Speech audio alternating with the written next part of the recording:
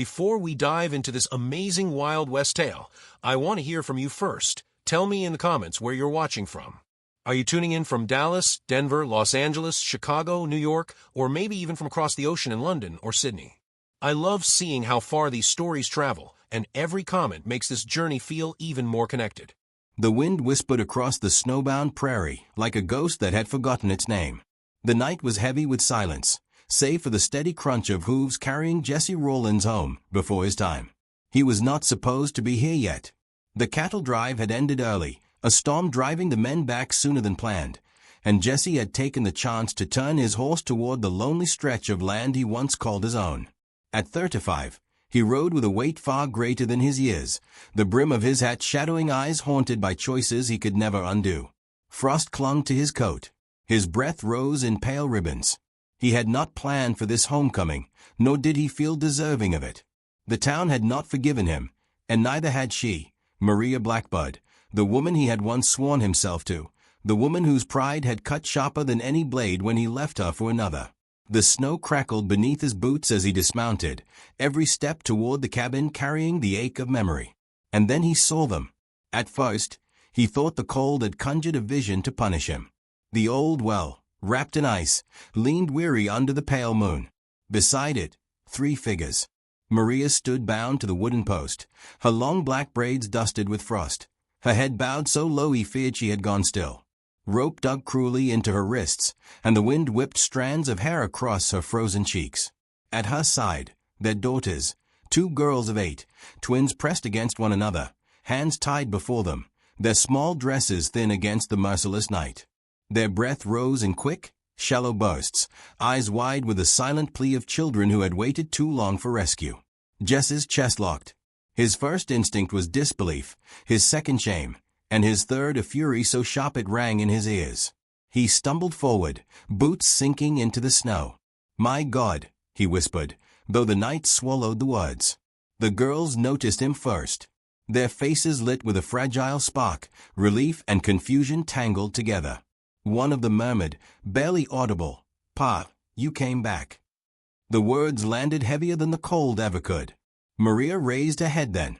Her eyes, dark and steady even in the moonlight, cut into him. She did not weep, did not plead. She only looked, and in that look lay years of betrayal, a history carved in silence. Her voice, when it came, was rough from the wind yet strong enough to slice through the distance. "Took you long enough." Jesse faltered. Shame surged hot beneath his coat. He had walked away from her, from them, to chase a fire that turned to ash. The woman he had chosen instead, the one the town had warned him about, the one they whispered of in saloon corners, had made her cruelty known at last. This was her doing, and it was Jess's sin that had let it happen. He dropped to his knees before his daughters, knife already in hand, fumbling at the ropes. His breath came fast, hands clumsy not from cold but from the weight of his own guilt. The twine snapped, and the girls clutched him at once, their small arms tight around his neck, their faces buried in the worn fabric of his coat. The warmth of their bodies, fragile yet fierce, nearly undid him. He held them close, the scent of their hair mixing with the harsh bite of frost. Maria watched, silent. Her lips parted only when Jesse turned to free her.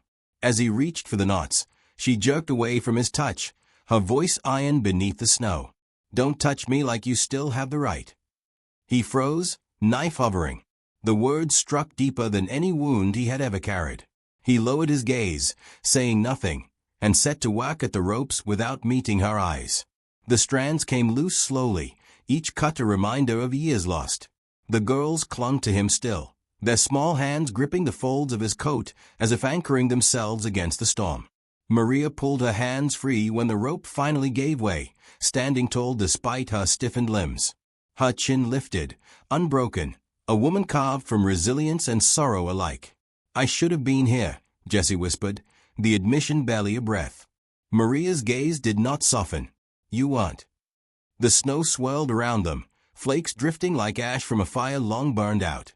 Jesse stood slowly, his daughters pressed against him, Maria silent beside them, the space between them heavier than any rope could ever bind. The night offered no comfort, only the vast and endless question of what would come next. And in that stillness, With his family gathered yet fractured before him, Jesse Rollins felt the weight of a reckoning he could no longer escape. The cabin loomed ahead, its windows glowing faintly, lantern light flickering against frost-streaked panes. Jesse guided Maria and the girls toward it, every step heavy with memory and unspoken dread. The snow crunched under their boots like brittle bones, the silence between them thick with words unsaid. His daughters clung to him, small hands gripping his coat, while Maria walked apart, her spine rigid despite the cold gnawing at her frame. Inside, the air carried the faint scent of smoke and stale bread, a reminder of the life that had continued without him. The fire in the hearth burned low, its light trembling across the wooden walls. Jesse ushered the girls closer to the warmth, stripping off his gloves to cradle their hands near the flames. Their skin was icy, their faces pale, but slowly color returned, the smallest signs of life-stirring hope in his chest. Maria stood near the door, arms folded, watching him as if waiting for him to falter. Her silence was louder than any curse. Jesse felt it pressing against his ribs, forcing him to speak though every word scraped his throat raw. "You think cutting rope fixes years of silence," she said at last. Her voice carried the same unyielding strength as the night outside, firm yet threaded with sorrow. Jesse did not meet her eyes. "No," he admitted. "But it's a start." The twins shifted closer to him, their trust both gift and burden. Maria's gaze flickered to them, her expression caught between love and hurt. Jesse set his revolver aside deliberately, the gesture careful, an offering of peace. He had carried guns his whole life, but none had ever felt heavier than the silence between him and the woman he had wronged. The firelight painted Maria in bronze and shadow, her face still beautiful in its defiance. She did not sit, did not move closer, but she did not leave. That, Jesse thought, was something. He kept his focus on the girls, warming their hands, whispering small reassurances they barely heard. His voice cracked when he said their names. Later, when their daughters slept wrapped in blankets, the cabin grew hushed, the only sound the pop of wood settling in the fire. Jesse sat on one side of the room, Maria on the other, the distance between them greater than the space the cabin allowed. Shadows danced along the floorboards, flickering like ghosts of what had been lost. He found the courage to break the quiet. "I left you for something I thought was fire," he said slowly, voice low, as if confessing to the flames themselves. "It was ash. And I burned us all." Maria's eyes softened, but not with forgiveness. They softened with the weary recognition of truth spoken too late. She tucked the blanket higher over their sleeping daughters, an act of care that carried more meaning than any reply. Jesse watched her hands move gently, and for the first time in years, he remembered the grace she carried even in hardship. Outside, the wind moaned against the shutters. Jesse rose and moved toward the door, instincts sharpened by years on the trail. He half expected the cruel stepmother to return, her presence a shadow still hanging over the night. His hand hovered near his holster, though his revolver rested on the table. The storm carried no footsteps, no approach, only the endless wail of winter. Maria rose too, her gaze meeting his as she crossed the room. She did not stand beside him out of forgiveness, but neither did she stand apart. Their eyes locked, two people bound by hurt, yet bound still by the daughters asleep behind them. The silence stretched, not empty but fragile, carrying the weight of possibility. Jesse exhaled, the breath unsteady.